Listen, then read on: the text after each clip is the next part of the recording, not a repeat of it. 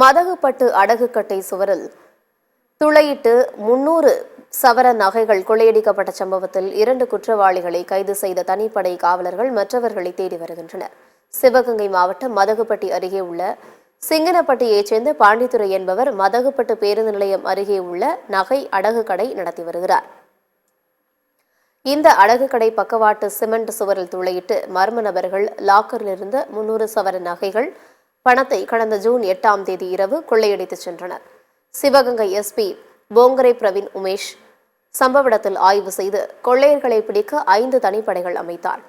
இந்த தனிப்படையினர் 4 மாதமாக கோவை, குமரி, திருச்சி, சென்னை என பல இடங்களில் முகாமிட்டு கொள்ளையர்களை தேடி வந்தனர்.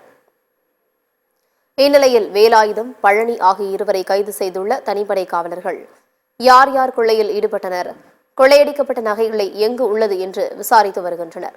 7 பேர் கொள்ளையில் ஈடுபட்டதாக கைதானவர்கள் கூறியுள்ளதால் தலைமறைவாக உள்ள மற்றவர்கள் தனிப்படை காவலர்கள் தேடி வருகின்றனர்.